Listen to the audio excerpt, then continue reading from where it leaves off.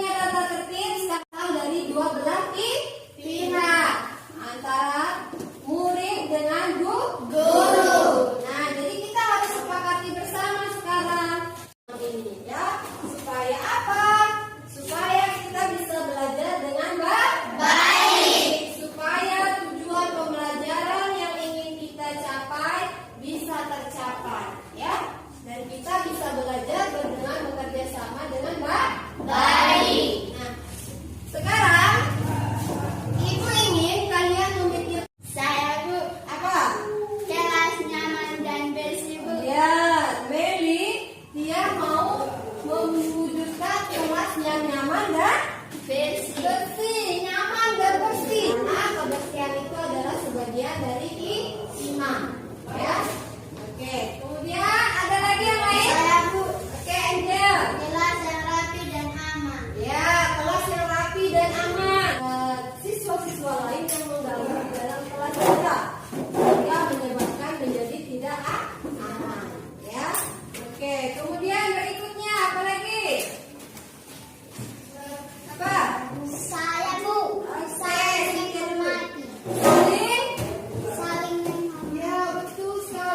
Supaya kita bisa bekerja sama dalam belajar, maka kita perlu saling menghormati. Siapa yang perlu dihormati?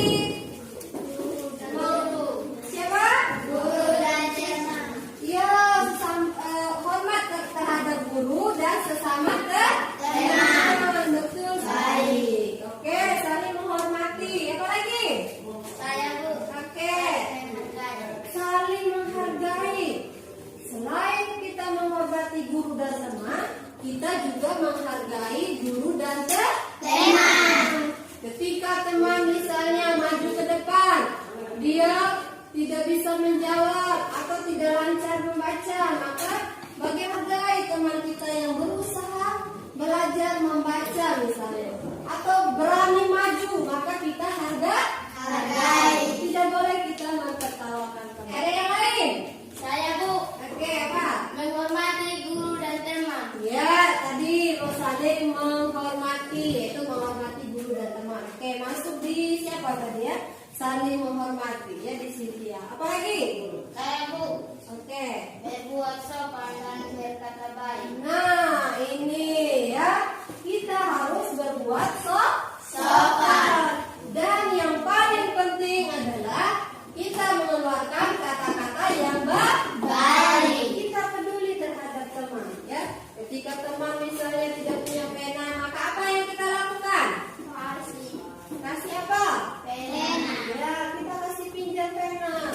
Teman dulu punya pena lebih tidak? Kalau misalnya dia punya, boleh saya pinjam, nanti saya kembalikan. Kalau memang dikasih, baru kita ambil dan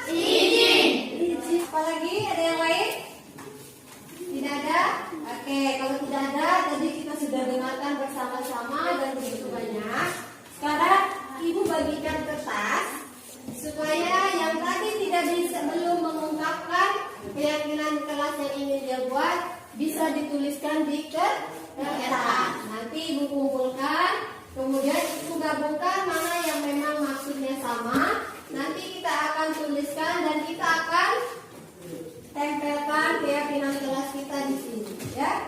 Nah, sekarang ibu bagikan kertas dulu. Nah, sebutkan itu kamu tulis ulang di sini.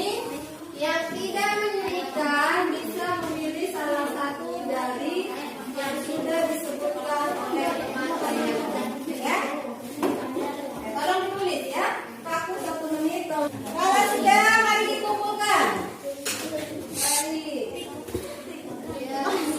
Nah, nanti keyakinan kelas yang sudah kita dapatkan ini kita tempelkan di depan. Ya, perhatikan di depan. Oke, ini saling menghargai. Sentuh.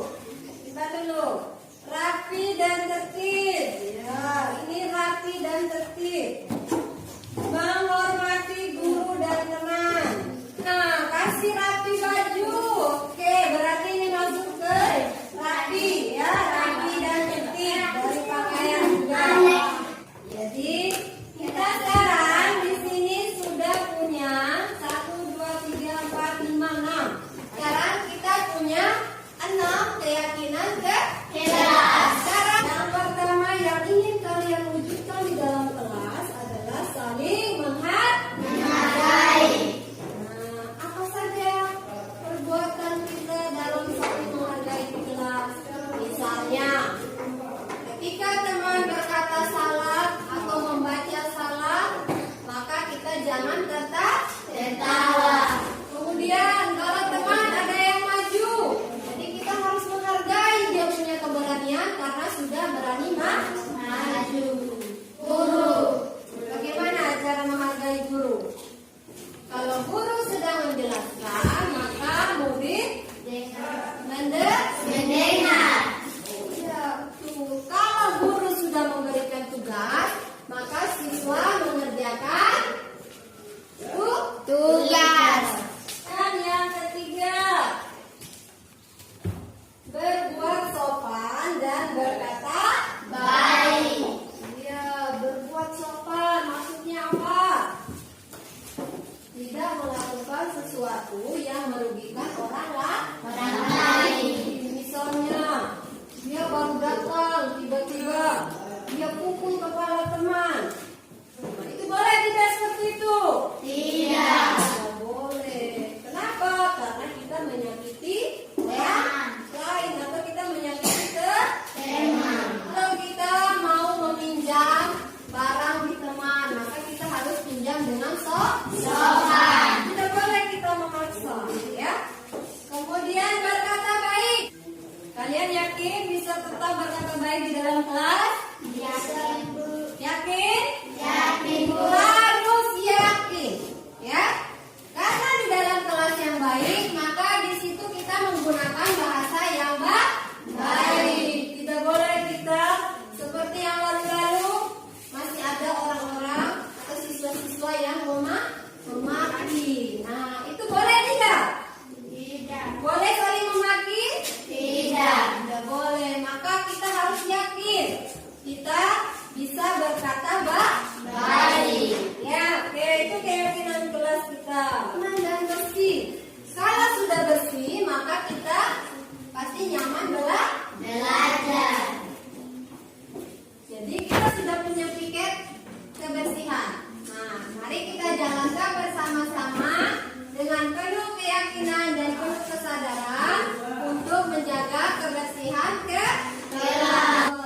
Kita semua yang punya kelas ini, jadi kita bertanggung jawab terhadap kelas yang kita miliki. Apa yang mau kamu lakukan kalau melihat sampah? Ya,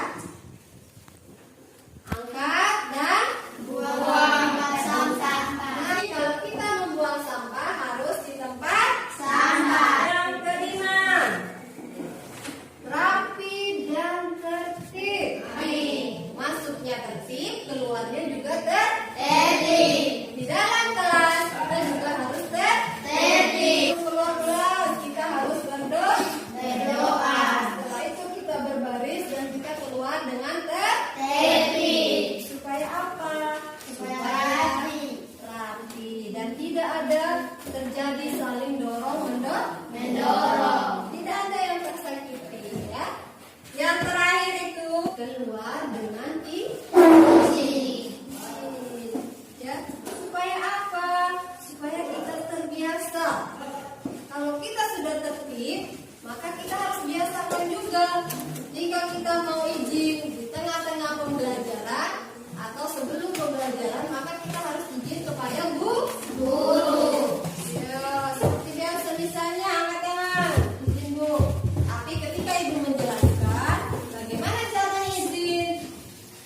Kalau ibu sudah mengangguk, baru kalian keluar. Ya, masuk juga harus dengan sopan. Sudah ada 6 keyakinan kelas.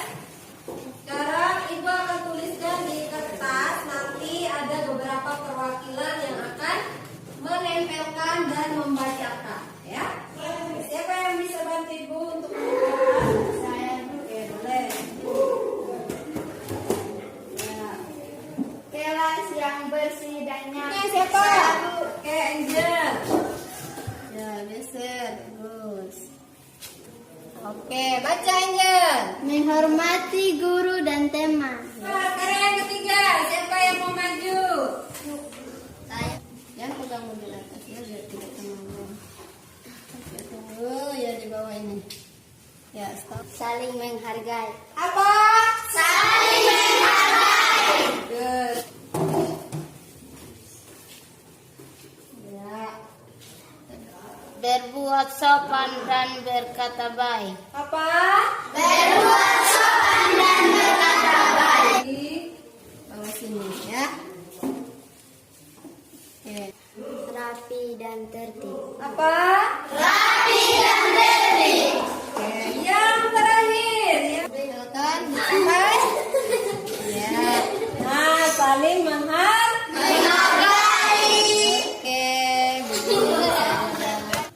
Keluar dengan izin. Ya, keluar dengan izin. Kita baca bersama-sama. Baca dari atas. Keyakinan kelas. Yang pertama. Jalan dengan perfeksi. Oke, yang berikutnya. Menghormati guru dan teman. Yang ketiga. Saling menghargai. Yang keempat. Berbuat dan berkata baik. Yang kelima. Rapi dan tertib. Yang terakhir. Keluar dengan izin. Ya, keluar dengan izin. Izin. Nah, jadi kita buat dulu sebanyak 6 keyakinan kelas kita dan itu harus benar-benar kita yakini bersama-sama. Semuanya sudah yakin? Sudah. Yakin? Yakin, Bu. Ibu harap kita semua bisa meyakini keyakinan kelas yang sudah kita buat dan kita betul-betul laksanakan. Siap? Siap, Bu. Siap? Siap, Bu. Nah, semangatnya. Tepuk semangat. Oke.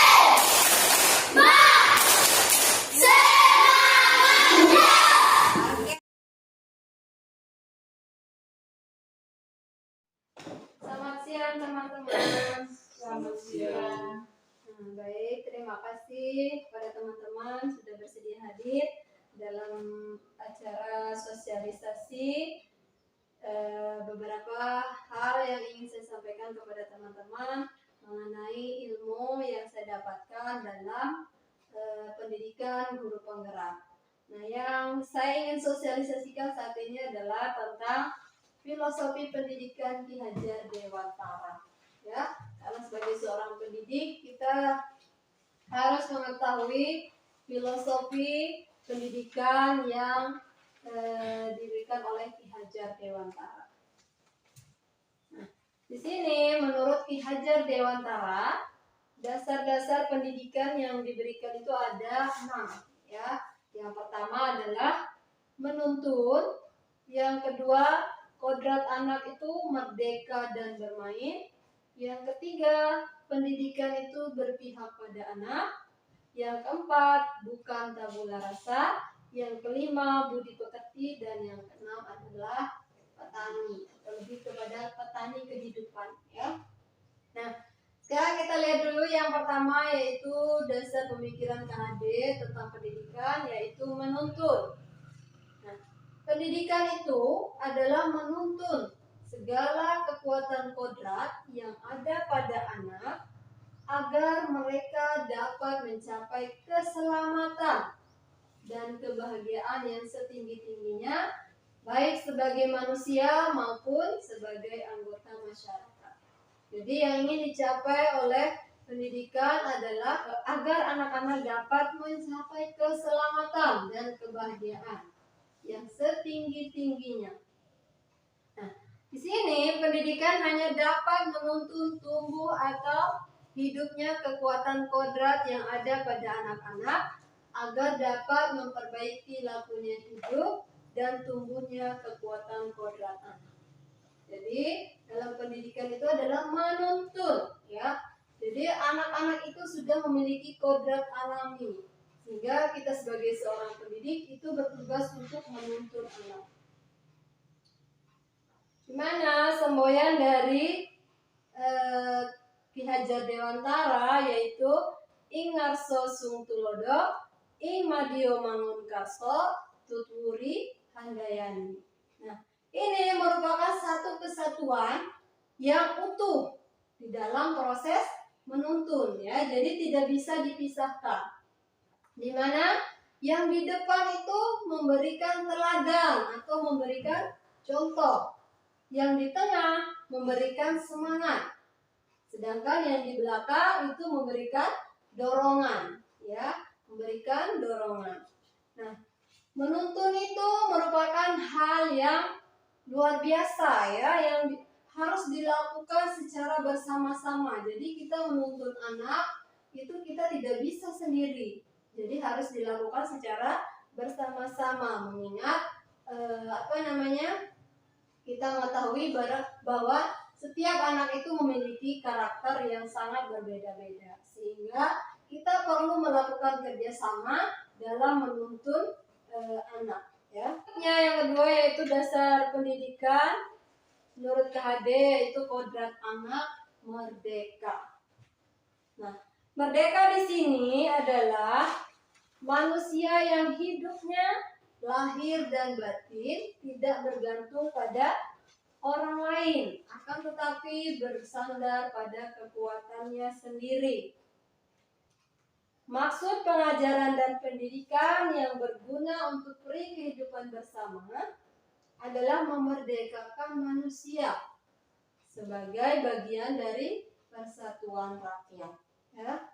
Jadi pendidikan itu menciptakan ruang bagi murid-muridnya agar bisa bertumbuh secara utuh dan agar mereka mampu memuliakan dirinya dan orang lain.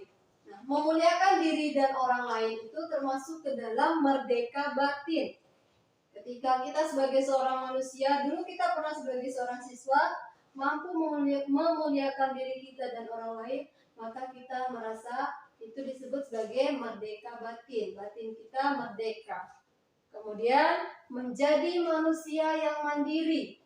Nah, mandiri itu adalah merdeka secara lahir. Jadi merdeka lahir dan batin. Selain merdeka itu adalah bermain.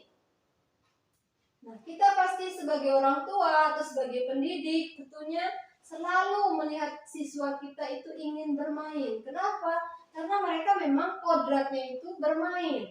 Mereka senang bermain, ya.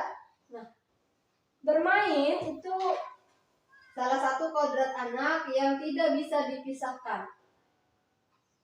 Pikiran, perasaan, kemauan maupun tenaga itu sudah ada pada diri anak, ya, yang disebut sebagai cipta, rasa, karsa atau karya atau pekerti. Nah, itu semuanya sudah ada pada diri seorang anak. Nah, sekarang bagaimana? Ketika anak belajar, maka permainan itu bisa kita masukkan ke dalam pembelajaran. Jadi, permainan dapat kita masukkan menjadi bagian dari pembelajaran, karena kita sudah tahu kalau anak-anak itu kodratnya adalah bermain. Mereka senang sekali bermain. Ya, jadi maksudnya agar kita bisa menjadikan permainan menjadi bagian dari pembelajaran kita di kelas atau di sekolah ini, ya. Banyak sekali permainan-permainan yang bisa kita masukkan dalam pembelajaran kita. Misalnya main batu misalnya. Di situ kan mereka akan menghitung-hitung batu. Kemudian bermain apa misalnya yang di kelas? Atau misalnya permainan apa? tebak-tebakan. Nah, itu kan merangsang juga otak mereka untuk berusaha menebak atau berpikir kritis, ya di situ. Nah, yang ketiga, dasar pendidikan menurut KHD itu adalah pendidikan yang berpihak pada anak. Teman-teman pasti sering mendengar yang namanya Merdeka Belajar, ya. Maksudnya apa? Merdeka Belajar itu adalah pendidikan yang berpusat pada anak. Jadi anak itu merdeka dalam belajar. Fokusnya adalah pada anak-anak. Nah, di sini Ki Hajar Dewantara menyatakan bahwa pendidikan yang berpihak pada anak adalah bebas dari segala ikatan, dengan suci hati mendekati sang anak, bukan untuk meminta suatu hak, melainkan untuk berhamba pada sang anak. Jadi saking Ki Hajar Dewantara itu memuliakan anak, sampai dia menyebutkan dalam bukunya bahwa kita datang kepada anak dengan hati yang tulus, bukan untuk meminta hak, tetapi untuk kita berhamba pada anak. Karena secara tidak langsung pun kita ini guru, kita ini adalah pelayan untuk anak-anak. Kita melayani anak-anak di sekolah, memenuhi kebutuhan-kebutuhan untuk mereka belajar di sekolah, memenuhi kesejahteraan siswa dalam belajar di sekolah. Nah, jadi itu saking memuliakannya anak-anak sampai Ki Hajar Dewantara menyebutkan berhamba pada sang anak, ya, yaitu bukan tabula rasa, ya. Jadi bukan tabula rasa di sini maksudnya adalah anak itu bukan kertas kosong yang bisa kita coret-coret seperti yang sering kita dengar bahwa anak itu adalah bukan kertas kosong, tetapi anak itu lahir dengan kekuatan kodrat yang masih samar-samar. Artinya anak itu memiliki kodrat. Sejak dia lahir sudah ada kodratnya, tapi samar-samar. Dan kita sebagai seorang pendidik bertugas untuk menebalkan garis samar-samar tersebut, ya. 5 itu adalah budi pekerti. Nah, budi pekerti di sini, budi artinya pikiran, perasaan, kehendak atau kemauan. Sedangkan pekerti itu sendiri artinya tenaga, ya. Nah, keluarga itu merupakan tempat berlatih budi pekerti yang sangat baik, ya. Jadi itu tempat utama anak-anak kita memperoleh teladan, ya. Tempat berlatih pendidikan sosial dan karakter ada pada keluarga, ya. Nah, orang tua itu di rumah berperan sebagai guru, sebagai penuntun, dan sebagai pemberi teladan. Makanya walaupun di rumah kita harus bisa memberikan teladan yang baik kepada anak-anak. Kenapa? Karena anak-anak itu adalah peniru yang ulung. Jadi jangan heran ketika kita mendapati anak kita melakukan hal yang tidak kita sukai, tapi sering kita lakukan. Dan anak-anak akan ikut karena mereka cenderung meniru orang tua, ya. Jadi bagaimana caranya kita sebagai orang tua menjadi teladan untuk di rumah, ya. Nah, budi pekerti ini merupakan perpaduan harmonis antara gerak pikiran, perasaan, dan kehendak atau kemauan sehingga menimbulkan tenaga atau semangat. Nah, contoh penerapannya itu misalnya dalam proses permainan gamelan atau menenun. Nah, menenun itu kan membutuhkan konsentrasi yang tinggi, membutuhkan pemikiran dalam penyatuan warna, membutuhkan perhitungan dalam menentukan motif-motifnya. Nah, itu merupakan perpaduan harmoni, ya. Nah, budi pekerti adalah keselarasan hidup manusia. Saya adalah petani. Nah, di sini petani bukan petani seperti petani jagung, ya, tapi tukang kebun kehidupan. Karena kita sebagai pendidik kita berhubungan dengan anak didik kita. Sedangkan kalau petani biasanya dia berhubungan dengan tumbuh-tumbuhan yang ditanamnya. Nah, seorang petani dalam hakikatnya itu sama kewajibannya dengan seorang pendidik, ya. Dia menanam jagung. Nah, Ketika dia menanam jagung, dia hanya mampu menuntun tumbuhnya jagung. Dengan cara apa? Dengan cara memperbaiki keadaan tanah misalnya, memelihara tanaman jagung, memberikan air, memberikan pupuk, membasmi ulat-ulat dan jamur-jamur yang mengganggu tanaman. Begitu juga dengan kita seorang guru. Kita hanya dapat mampu menuntun tumbuhnya kekuatan kodrat anak, ya. Kita tidak bisa merubah kodrat anak, sama seperti petani tidak bisa merubah kodrat jagung menjadi padi. Itu kan sangat mustahil. Begitu juga kita sebagai seorang guru, kita hanya mampu menuntun tumbuhnya kekuatan kodrat anak, ya. Nah, guru tidak dapat mengganti kodrat iradat anak, tapi walaupun begitu, walaupun kita hanya menuntun, tapi itu memiliki faedah yang sangat besar, ya. Nah, di sini saya menganalogikan ada jagung yang baik dengan jagung yang kurang baik. Jagung yang baik ketika dia jatuh di tanah atau kondisi lingkungan yang baik, maka dia bisa semakin baik, ya.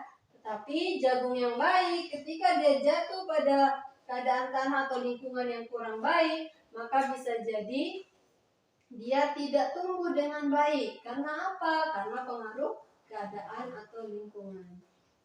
Nah, jagung yang kurang baik, kalau dia jatuh lagi di tempat yang kurang baik, sudah pasti dia tidak tumbuh. Tetapi jagung yang kurang baik, kalau dia jatuh pada tanah yang baik, maka dengan pemeliharaan sebaik-baiknya, maka akan dapat tumbuh lebih baik. Ya, jadi itu analoginya pendidik sebagai seorang petani, terutama petani kehidupan, yaitu petani untuk anak-anak didiknya. Nah, apa yang ingin dicapai dalam tujuan pendidikan nasional atau yang seperti sering kita dengar saat ini, yaitu Merdeka Belajar, di mana tujuan utamanya adalah ingin menghasilkan anak-anak atau peserta didik yang memiliki profil pelajar Pancasila, ya. Apa itu profil pelajar Pancasila? Yaitu pedoman untuk pendidikan Indonesia yang diharapkan menjadi pegangan atau petunjuk arah yang konsisten untuk para pendidik dalam menuntun dan dalam membangun karakter anak. Jadi ini menjadi pegangan kita sebagai seorang pendidik. Kita harus menjadikan anak didik kita berkarakter sesuai dengan nilai-nilai Pancasila. Apa itu nilai-nilai profil pelajar Pancasila? Ada 6. Yang pertama adalah beriman dan bertakwa kepada Tuhan Yang Maha Esa dan berakhlak mulia. Yang kedua, berkebinekaan global. Artinya dia mempertahankan kebudayaannya juga, mempertahankan identitasnya. Tetapi dia bisa terbuka dengan kebudayaan-kebudayaan yang masuk. Ya. Yang ketiga, bergotong royong. Yang keempat, tentunya kita ingin menghasilkan peserta didik yang kreatif. Yang kelima, bernalar kritis. Jadi bernalar kritis itu dia berpikir kritis. Ketika dia melihat sesuatu, maka dia memikirkan. Atau ketika dia menghadapi masalah, dia mencoba berpikir untuk mencari solusi. Nah, yang terakhir adalah mandiri. Di mana mandiri ini mereka mampu untuk berdiri sendiri atau memikirkan dirinya sendiri. Ya. Jadi itulah beberapa hal tentang profil pelajar Pancasila yang saat ini sedang sangat-sangat digaungkan oleh Menteri Pendidikan kita agar kita mampu menghasilkan peserta didik yang memiliki karakter profil pelajar Pancasila. Ya. Mungkin hanya itu yang dapat saya sampaikan untuk kesempatan pada hari ini. Semoga bermanfaat dan kita bisa bekerja sama dalam menuntun siswa-siswa kita agar bisa mencapai profil pelajar Pancasila. Sekian dari saya, terima kasih dan mohon maaf atas segala kekurangan. Dan saya ucapkan terima kasih kepada teman-teman dan selamat siang.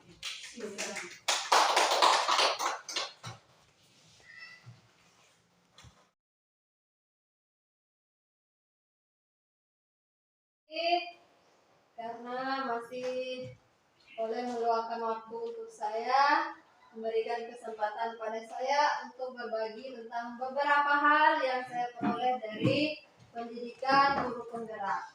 Nah, jadi di sini saya ingin berbagi materi yang kedua, yaitu tentang budaya positif. Ya, di sini tentang budaya positif. Teman-teman pasti sudah sering mendengar kata-kata budaya positif, ya.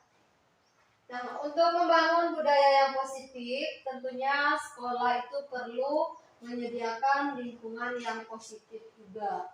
Positif, lingkungan yang positif, aman dan nyaman, agar murid-murid kita itu mampu berpikir kritis, kemudian bertindak dan mencipta dengan merdeka, mandiri dan bertanggung jawab.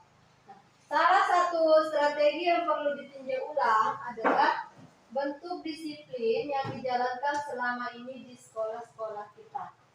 Karena kebanyakan kita sudah sebutkan budaya positif, itu identiknya ke kata disiplin. Nah, di sini disiplin lazimnya itu dikaitkan dengan kontrol. Jadi di sekolah ketika kita menerapkan kata disiplin, maka cenderung kita melakukan kontrol terhadap siapa? Terhadap siswa kita. Yang berikutnya, kita masuk ke disiplin positif dan motivasi. Nah, ketika teman-teman mendengar kata disiplin, kira-kira apa yang terbayang di benak teman-teman? Apa yang terlintas di pikiran teman-teman ketika kita mendengar kata disiplin?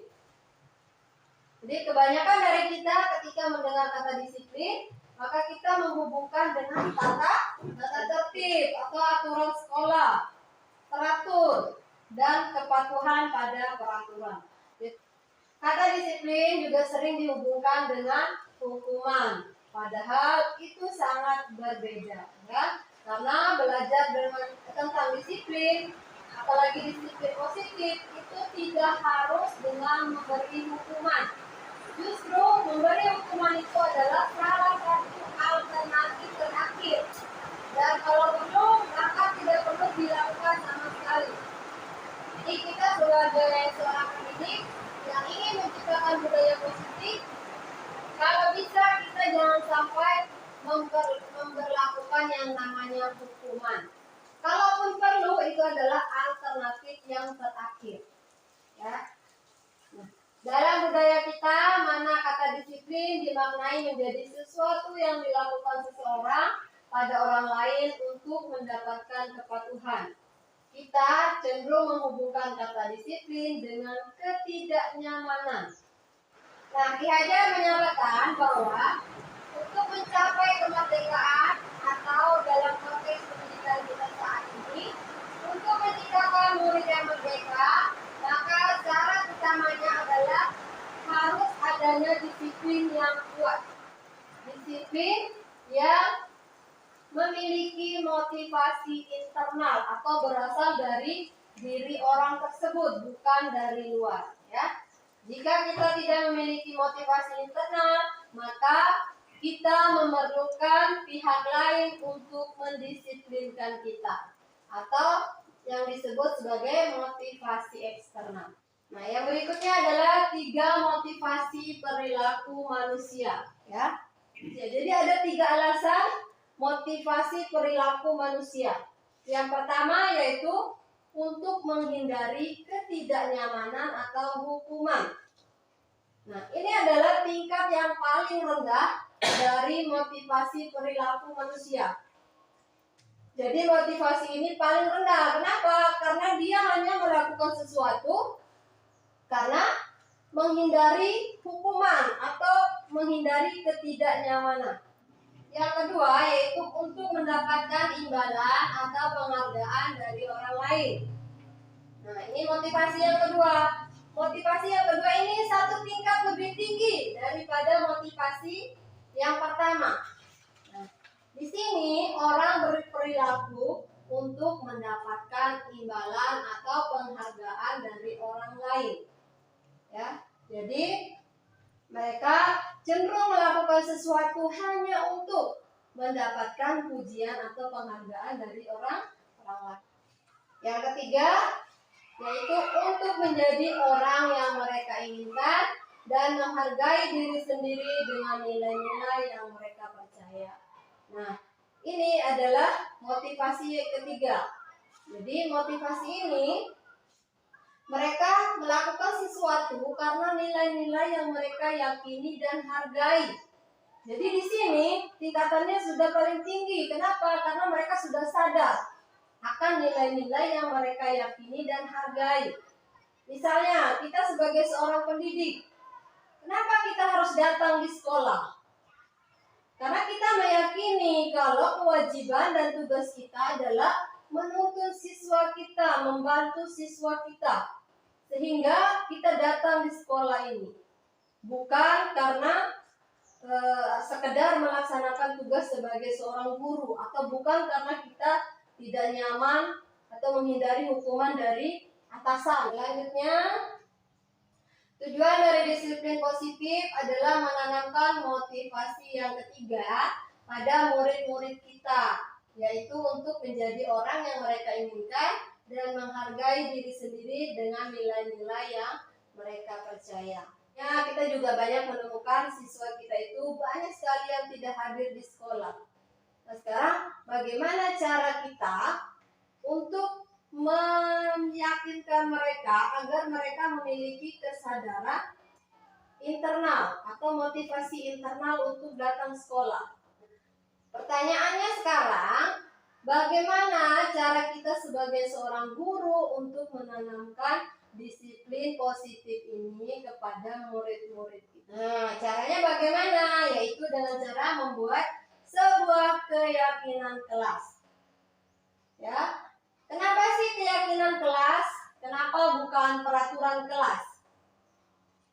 Kalau keyakinan kelas ini berasal dari dua belah pihak, yaitu kesepakatan antara siswa dan murid. Tetapi kalau peraturan, seperti yang kita tahu, itu peraturan. Jadi siapa yang buat peraturan? Tentunya guru-guru, ya. Kalau di kelas guru-guru. Menurut dosen, suatu keyakinan akan lebih memotivasi seseorang dari dalam atau memotivasi secara intrinsik. Seseorang akan lebih tergerak dan bersemangat untuk menjalankan keyakinannya daripada hanya sekedar mengikuti serangkaian peraturan. Murid-murid pun demikian, mereka perlu mendengarkan dan mendalami tentang suatu keyakinan daripada hanya mendengarkan peraturan-peraturan yang mengatur mereka harus berlaku begini atau berlaku begitu. Perilaku tersebut, kalau kita terus-menerus membiasakan kepada siswa kita di kelas, maka itu akan menjadi sebuah kebiasaan. Nah, setelah menjadi sebuah kebiasaan, maka pada akhirnya akan membentuk sebuah budaya. Karena dari kebiasaan-kebiasaan positif tadi, maka lama-kelamaan akan menjadi budaya, yaitu budaya yang positif. Nah, untuk yang berikutnya yaitu pembentukan keyakinan kelas. Keyakinan kelas itu bersifat lebih abstrak daripada peraturan yang lebih rinci dan konkret. Kalau keyakinan kelas itu abstrak, jadi tidak terperinci. Keyakinan kelas itu berupa pernyataan-pernyataan universal atau pernyataan-pernyataan yang umum. Misalnya saling menghormati. Menghormati di sini kan sangat umum. Pernyataan keyakinan kelas senantiasa dibuat dalam bentuk positif. Kemudian berikutnya, keyakinan kelas hendaknya tidak terlalu banyak. Berapa? Misalnya 1 sampai 6 atau 1 sampai 8 selama siswa pasti bisa mengingat keyakinan kelas yang kita buat. Keyakinan kelas sebaiknya sesuatu yang dapat diterapkan di lingkungan tersebut. Tidak mengambil paksa itu juga merupakan salah satu cara menghargai kepada teman, ya. Yang berikutnya, semua warga kelas hendaknya ikut berkontribusi dalam pembuatan keyakinan kelas lewat kegiatan curah pendapat. Kalau malu dalam mengucapkan secara langsung, maka kita bisa membagikan kertas kepada mereka untuk mereka tuliskan. Kemudian bersedia meninjau kembali keyakinan kelas dari waktu ke waktu. Nah, bagaimana prosedur pembuatan keyakinan kelas? Yang pertama, kita persilakan murid-murid di kelas untuk bercurah pendapat. Kemudian susunlah keyakinan kelas sesuai prosedur pembentukan keyakinan kelas. Contoh, kalimat negatif, di situ kan masih ada kata jangan. Jangan berlari di kelas atau koridor. Nah, kalau kita mau membuat menjadi keyakinan kelas, maka kalimatnya harus bersifat positif, yaitu berjalanlah di kelas atau koridor.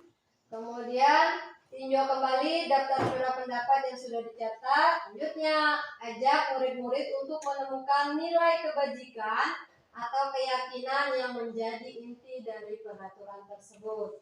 Contoh, berjalan di kelas, dengarkan guru, datanglah tepat waktu. Nah, itu bisa disarikan atau dijadikan menjadi satu keyakinan, yaitu keyakinan untuk saling menghormati. Nah, keyakinan inilah yang dijadikan daftar untuk disepakati. Kegiatan ini juga merupakan peralihan dari bentuk peraturan menjadi keyakinan kelas. Ya. Keyakinan kelas selanjutnya bisa diletakkan di dinding kelas di tempat yang mudah dilihat oleh semua siswa. Nah, jadi di sini intinya adalah keyakinan kelas bisa kita gunakan untuk membuat budaya positif di dalam kelas, ya. Nah, nanti untuk pembuatan keyakinan kelas nanti saya juga akan berbagi lebih khusus lagi kepada teman-teman agar kita semua di sini bisa menerapkan keyakinan kelas seperti yang sudah saya terapkan di kelas saya. Nah, selanjutnya yaitu materi tentang pemenuhan kebutuhan dasar manusia. Sekian dari gambar yang ada di lingkaran. Ada 4, yang lain? Ada berapa bagian? Ya, di situ adalah kebutuhan-kebutuhan dasar manusia. Ya. Seluruh tindakan manusia itu memiliki tujuan tertentu. Jadi walaupun kita hanya duduk-duduk saja, tapi kita duduk juga punya tujuan. Apakah mungkin mau beristirahat, atau mau merenung, atau lain sebagainya, itu punya tujuan. Ya. Semua yang kita lakukan adalah usaha terbaik kita untuk mendapatkan apa yang kita inginkan. Nah, ketika kita mendapatkan apa yang kita inginkan, sebetulnya saat itu kita sedang memenuhi satu atau lebih dari satu kebutuhan dasar kita. Nah, jadi kita melakukan sebuah tindakan karena kita ingin memenuhi kebutuhan kita, ya, yaitu di sini ada 5 kebutuhan dasar dari manusia. Yang pertama, kebutuhan untuk bertahan hidup. Yang di tengah ada survive atau bertahan hidup, ya. Yang kedua, tentunya kita sebagai manusia membutuhkan yang namanya cinta dan kasih sayang. Kemudian kita sebagai manusia juga membutuhkan yang namanya kebebasan atau freedom. Yang keempat yaitu kesenangan. Siapa yang tidak butuh kesenangan? Pastinya kita semua butuh yang namanya kesenangan. Kemudian kita juga membutuhkan kekuasaan, ya. Nah, ketika seorang murid melakukan suatu perbuatan yang bertentangan dengan nilai-nilai kebajikan atau melanggar peraturan, hal itu sebenarnya dikarenakan mereka gagal memenuhi kebutuhan dasar mereka. Jadi jangan heran ketika ada siswa kita yang senang misalnya mengganggu temannya, atau nakal di hadapan bapak ibu gurunya. Nah, itu kita harus bisa memahami kalau dia sedang dalam kegagalan dalam memenuhi kebutuhan dasarnya. Nah, untuk lebih jelasnya, mari kita lihat satu persatu 5 kebutuhan dasar ini. Contoh, di situ bisa teman-teman baca. Ada pertanyaan pemantik. Ibu Ambar, guru wali kelas 2A di SD Pelita Hati. Beliau sedang bingung menghadapi ulah salah satu murid di kelasnya, Doni. Beberapa anak di kelas 2A telah datang padanya dan mengeluhkan Doni yang sering kali meminta bekal makan siang mereka dengan paksa. Jika Anda menghadapi situasi seperti Ibu Ambar, apa yang akan Anda lakukan? Menurut Anda, kira-kira apa alasan Doni melakukan hal itu? Nah, sekarang untuk menjawab pertanyaan tematik itu, mari kita lihat kebutuhan dasar yang pertama. Apa itu kebutuhan dasar yang pertama? Yaitu kebutuhan untuk bertahan hidup. Misalnya, kesehatan. Tentunya kita butuh sehat untuk kita bisa bertahan hidup. Kita butuh rumah, kita butuh makanan, dan kita juga membutuhkan yang namanya seks. Ya, seks sebagai bagian dari proses reproduksi termasuk kebutuhan untuk tetap bertahan hidup. Ya. Nah, komponen psikologis pada kebutuhan ini meliputi kebutuhan akan perasaan aman. Jadi kalau yang tadi pertama itu bentuknya fisiologis, ada juga yang bentuknya psikologis atau yang berhubungan dengan jiwa kita, ya. Nah, dalam kasus Doni di atas, apabila jawaban Doni ketika ditanya oleh Ibu Ambar adalah karena ia lapar dan orang tuanya tidak membawakannya bekal makan siang, maka kebutuhan dasar yang sedang berusaha dipenuhi oleh Doni yaitu kebutuhan untuk bertahan hidup. Rasa laparnya itu, kebutuhan perutnya itu dengan cara mengambil paksa makan siang dari temannya. Nah, yang kedua, ada cinta dan kasih sayang atau kebutuhan untuk diterima. Nah, ini merupakan kebutuhan psikologis, ya, berhubungan dengan jiwa kita. Kebutuhan ini meliputi keinginan untuk terhubung dengan orang lain, misalnya seperti teman, keluarga, pasangan hidup, teman kerja, binatang peliharaan, dan kelompok di mana kita bergabung. Anak-anak yang memiliki kebutuhan dasar cinta dan kasih sayang yang tinggi biasanya ingin disukai dan ingin diterima oleh lingkungannya. Mereka juga akrab dengan orang tuanya. Biasanya mereka belajar karena suka pada gurunya. Bagi mereka, teman sebaya sangatlah penting. Mereka juga biasanya suka bekerja dalam berkelompok. Nah, kalau dalam kasus yang di atas, kalau misalnya Doni menjawab alasannya mengambil bekal temannya karena dia merasa senang temannya jadi memperhatikan dia.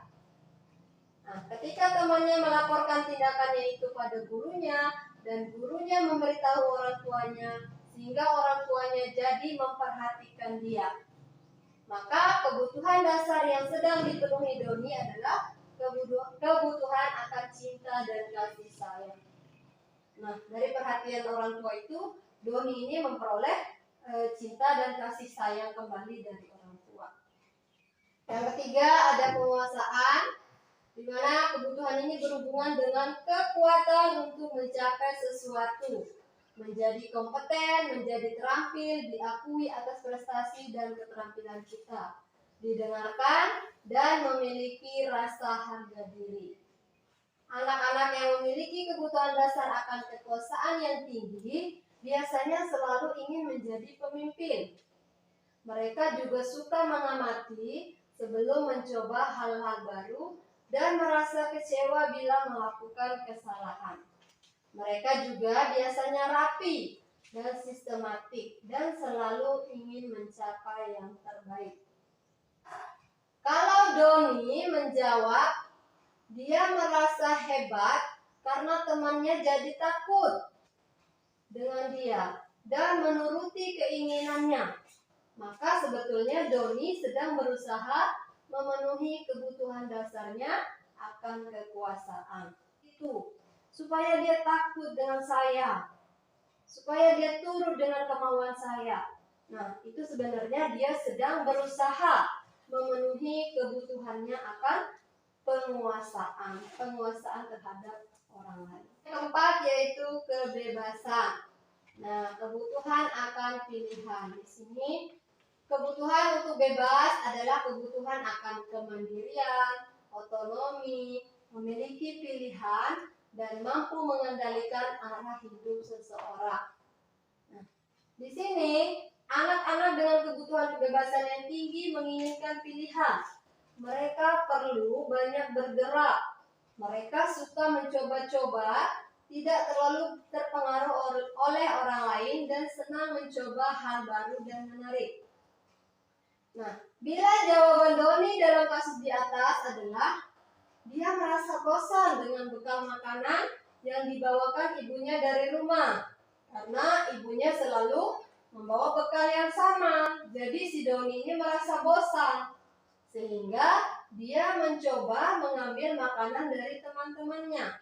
Bekalnya itu-itu saja sehingga dia merasa bosan. Maka Doni sedang berusaha memenuhi kebutuhannya akan kebebasan. Sehingga dia memenuhinya dengan mengambil paksa dari teman-temannya. Yang terakhir yaitu kesenangan. Kebutuhan untuk merasa senang. Tentunya dari kita semua pasti ingin hidup senang. Kebutuhan untuk mencari kesenangan, bermain, dan tertawa. Blazer menghubungkan kebutuhan akan kesenangan dengan belajar. Semua hewan dengan tingkat intelijensi tinggi, misalnya anjing, lumba-lumba, primata, dan lain-lain itu bermain. Saat mereka bermain, mereka mempelajari keterampilan hidup yang penting.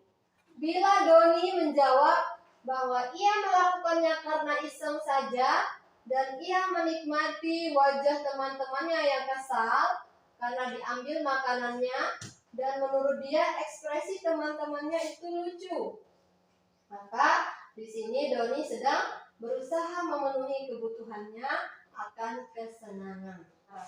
Mungkin dia senang terhadap sesuatu tapi gagal memenuhinya sehingga dia memenuhinya dengan cara yang negatif. Karena ketidakmampuannya untuk memenuhi kebutuhan hidup dengan cara yang baik, maka dia menempuhnya dengan cara yang kurang baik. Misalnya seperti mencuri. Nah, itu sudah dia menuju ke arah yang memenuhi kebutuhan dengan cara yang negatif. Oke, masih semangat?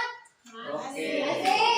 Nah, kalau masih kita lanjutkan ke materi terakhir yaitu 5 posisi kontrol. Nah, dan di sini 5 posisi kontrol ini yang betul-betul sering kita alami. Jadi, kita di sini akan mengenal 5 posisi kontrol, terutama kita sebagai seorang pendidik, ya. Yang pertama adalah penghukum. Seorang penghukum bisa menggunakan hukuman fisik maupun verbal. Orang-orang yang menjalankan posisi penghukum senantiasa mengatakan bahwa sekolah memerlukan sistem atau alat yang dapat lebih menekankan murid-murid lebih dalam lagi. Nah, bagaimana kata-kata dari seorang guru yang berperan sebagai penghukum? Patuhi aturan saya, atau awas kalau kamu tidak patuh. Nah, kamu selalu saja salah. Selalu, pasti selalu yang terakhir selesai. Nah, guru seperti ini senantiasa percaya hanya ada satu cara agar pembelajaran bisa berhasil, yaitu caranya dia tadi yang sebagai penghukum. Dan ini adalah posisi kontrol paling rendah. Itu adalah sebagai alternatif terakhir, ya, dari posisi kontrol. Nah, kita lanjut ke yang kedua. Membuat orang merasa bersalah. Pada posisi ini biasanya guru akan bersuara lembut. Kalau yang tadi penghukum dia bisa bersuara keras atau kasar. Nah, kalau di sini dia bersuara lembut, tetapi dia berusaha untuk membuat orang merasa bersalah dan akan menggunakan keheningan yang membuat orang lain merasa tidak nyaman. Contoh kata-katanya apa misalnya? Ibu sangat kecewa sekali dengan kamu. Berapa kali Bapak harus memberitahu kamu ya? Gimana coba kalau orang tua kamu tahu kalau kamu berbuat begini? Nah, di posisi ini murid akan memiliki penilaian yang buruk terhadap diri mereka sendiri. Jadi si murid itu akan merasa sangat tidak berharga dan telah mengecewakan orang-orang yang disayanginya, terutama orang tuanya. Nah, jadi di sini dia bersuara lembut, dalam keheningan dia memberikan nasihat, tetapi dari kata-katanya itu dia membuat anak menjadi rendah diri, menjadi tidak nyaman. Itu adalah posisi kontrol. Yang kedua yaitu membuat orang merasa bersalah. Yang ketiga itu teman, ya. Tentunya kita sebagai guru sering memposisikan diri kita sebagai seorang teman pada siswa. Nah, posisi ini tidak akan menyakiti murid, namun akan tetap berupaya mengontrol murid melalui persuasi. Posisi teman pada guru bisa negatif ataupun bisa positif. Misalnya apa? Ayo bantulah demi Bapak ya. Tolong bantu ya. Ini kan Bapak yang minta tolong.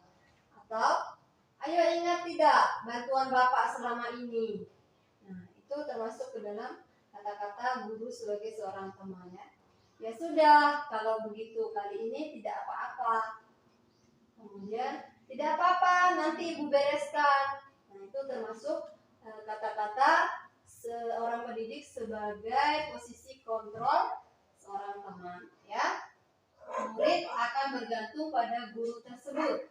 Kenapa? Karena murid itu merasa dibuat sebagai teman oleh guru tersebut. Ya, tetapi ketika dia merasa kecewa, maka dia tidak akan mau melakukan. Yang keempat yaitu memonitor atau pemantau. Memonitor berarti kita mengawasi. Nah, sebagai seorang pengawas, kita bertanggung jawab atas perilaku orang-orang yang kita awasi. Nah, pertanyaan yang diajukan seorang pemantau adalah peraturannya apa? Apa yang telah kamu lakukan? Sanksi atau konsekuensinya apa kalau kamu melakukan itu? Nah, seorang pemantau ini sangat mengandalkan perhitungan, catatan, data yang dapat digunakan sebagai bukti atas perilaku seseorang. Nah, misalnya posisi ini menggunakan stiker, slip catatan, atau daftar cek. Misalnya seorang guru. Kamu tahu tidak peraturannya apa? Sudah berapa kali kamu melakukan itu? Ibu sudah lihat kamu punya absen 5 kali berturut-turut kamu tidak datang. Kamu tahu tidak akibatnya apa? Atau ibu mengawasi kamu selama ini, kamu sering sekali melakukan ini pada temanmu. Jadi dia mengawasi. Nah, posisi paling tinggi yaitu yang terakhir adalah posisi manajer. Manajer di sini adalah posisi mentor di mana guru berbuat sesuatu bersama dengan murid. Tugas seorang manajer bukan untuk mengatur perilaku seseorang. Jadi kita membimbing murid untuk dapat mengatur dirinya. Seorang manajer bukannya memisahkan murid dari kelompoknya, tapi dia mengembalikan murid tersebut ke kelompoknya dengan menjadi lebih baik dan lebih kuat. Sebagai penghukum, ini perbuatannya apa? Kemudian sebagai membuat orang merasa bersalah, perbuatannya apa, perkataannya apa, hasilnya bagaimana, murid jadi berkata apa, dan dampaknya seperti apa, di sini ada, ya. Jadi di sini ada 5 posisi kontrol, yang terakhir adalah manajer. Jadi kita tidak menghukum siswa, tapi kita mengingatkan kembali kepada siswa. Seperti yang pernah saya lakukan di tugas sebelumnya, yaitu saya meminta kepada beberapa siswa untuk melakukan yang namanya restitusi. Ya, apa? Restitusi adalah proses menciptakan kondisi bagi murid untuk memperbaiki kesalahan mereka, sehingga mereka bisa kembali pada kelompok mereka dengan karakter yang lebih kuat. Kemudian restitusi juga adalah proses kolaboratif yang mengajarkan murid untuk mencari solusi untuk masalah dan membantu murid berpikir tentang orang seperti apa yang mereka inginkan dan bagaimana mereka harus memperlakukan orang lain. Restitusi menguntungkan korban, tetapi juga menguntungkan orang yang telah berbuat salah. Ini sesuai dengan prinsip dari teori kontrol William Glasser tentang solusi menang-menang, ya. Jadi misalnya ada 2 siswa yang berkelahi, sampai misalnya pernah ada kasus yang kami bahas, ada 2 siswa laki-laki yang berkelahi. Jadi dia saling tarik-menarik sampai satu orang ini kancing bajunya terlepas. Nah, pada saat itu kepala sekolah memanggilnya dan menanyakan keyakinan kelas yang mereka yakini di kelas. Setelah mereka diyakini dan mereka meyakini kembali keyakinan kelasnya, mereka diminta untuk maunya seperti apa. Jadi si A ini yang memulai tadi, si B yang menjadi korban. Si B ini dia kancing bajunya terlepas. Sehingga si A tadi, si B ini ditanya oleh kepala sekolah, "Kamu maunya seperti apa?" "Saya mau kancing baju saya diperbaiki." Kemudian si A ditanya lagi, "Kamu bisa tidak memperbaiki kancing bajunya si B?" "Saya tidak bisa menjahit, Bu. Tapi kalau kamu diajarkan menjahit oleh guru yang ini, kamu mau tidak?" "Iya, Bu, saya mau. Kalau saya diajarkan menjahit dulu, baru saya memperbaiki bajunya si B." Jadi si korban tadi yang B, dia bajunya kembali lagi kancingnya diperbaiki. Si A tadi karena dia salah, akhirnya dia mampu belajar menjahit. Jadi si A ini kembali ke teman-temannya dengan keadaan lebih kuat, sudah aman, sudah damai, dan dia memperoleh keuntungan. Dia jadi bisa menjahit. Nah, posisi yang seperti itu, restitusi yang seperti itu yang diharapkan kita lakukan sebagai seorang manajer. Restitusi itu memperbaiki hubungan, misalnya tadi si A dengan si B yang berkelahi karena sama-sama sudah saling meminta maaf dan kancingnya sudah diperbaiki, akhirnya mereka berdamai kembali. Kemudian restitusi adalah tawaran, bukan paksaan. Tadi kepala sekolah kan sudah menawarkan kepada si A maupun si B. Si B menjawab dia mau kancing bajunya diperbaiki. Si A tidak bisa menjahit, tapi ditawarkan, "Kamu mau belajar tidak untuk menjahit?" Dia mau belajar. Nah, itu maksudnya bukan paksaan, tapi tawaran. Nah, di sini sebagai seorang manajer, kita juga tanya anak-anak, "Kenapa kamu sampai menarik bajunya si B?" "Ya, karena tadi saya kesal, Bu. Tadi saya kesal karena dia mengganggu saya." Nah, jadi dia membalas. Jadi ada kebutuhan dasar yang ingin dia penuhi. Itu sih mengembalikan murid yang berbuat salah pada kelompoknya. Jadi si A dan si B tadi kembali ke kelasnya dengan aman dan damai, dengan lebih baik lagi. Dasar adalah menstabilkan identitas. Menstabilkan identitas itu merupakan bagian dasar dari segitiga restitusi. Tujuannya apa? Yaitu untuk mengubah identitas anak dari yang gagal karena melakukan kesalahan tadi menjadi orang yang sukses. Kalau kita ingin menjadi proaktif, maka kita harus bisa meyakinkan si anak dengan cara mengatakan beberapa kalimat di bawah ini. Misalnya kita menyebutkan, "Ya, berbuat salah itu tidak apa-apa." Atau kita sebutkan, "Tidak ada manusia yang sempurna." Saya juga pernah melakukan kesalahan seperti itu. Kita bisa menyelesaikan ini. Bapak atau ibu tidak tertarik mencari siapa yang salah, tapi bapak atau ibu ingin mencari solusi dari permasalahan ini. Nah, yang berikutnya, validasi tindakan yang salah. Setiap tindakan yang kita lakukan itu pasti punya tujuan. Nah, tujuannya yaitu pastinya kembali lagi, yaitu untuk memenuhi kebutuhan dasar. Nah, kalau kita memahami kebutuhan dasar apa yang mendasari sebuah tindakan, kita bisa menemukan cara-cara yang efektif untuk memenuhi kebutuhan tersebut. Kalimat-kalimat yang bisa kita gunakan dalam memvalidasi kebutuhan yaitu 1. "Padahal kamu bisa melakukan yang lebih buruk dari ini ya. Kamu pasti punya alasan mengapa kamu melakukan hal itu. Kamu patut bangga pada dirimu sendiri karena kamu telah melindungi sesuatu yang penting buatmu."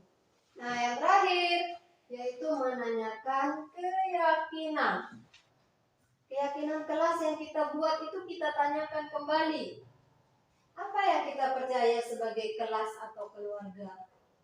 Apa nilai-nilai umum yang kita telah sepakati di kelas misalnya? Penting untuk menanyakan ke anak kehidupan seperti apa nantinya yang mereka inginkan. Apakah kamu ingin menjadi orang yang sukses, orang yang bertanggung jawab, atau orang yang bisa dipercaya? Nah, guru dapat membantu dengan bertanya, seperti apa jika mereka jadi orang seperti itu? Ketika anak sudah mendapat gambaran yang jelas tentang orang seperti apa yang mereka inginkan, maka guru dapat membantu anak-anak tetap fokus pada gambaran tersebut. Hal itu seperti apa? Kita bantu dari kata-kata agar mereka bisa lebih paham. Misalnya sukses, kata sukses kan umum sekali. Suksesnya seperti apa? Apakah mau menjadi pengusaha yang sukses atau pedagang yang sukses? Punya banyak mobil, punya banyak rumah, punya jualan yang lengkap misalnya. Maka kita harus kasih tahu dia anak, seperti inilah suksesnya yang dia inginkan. Bagaimana cara mendapatkannya? Tentunya dengan belajar dan berusaha. Nah, jadi seperti itu teman-teman. Segitiga restitusi atau langkah-langkah kita untuk membuat anak belajar dari kesalahannya. Untuk kurang lebihnya, saya mohon maaf.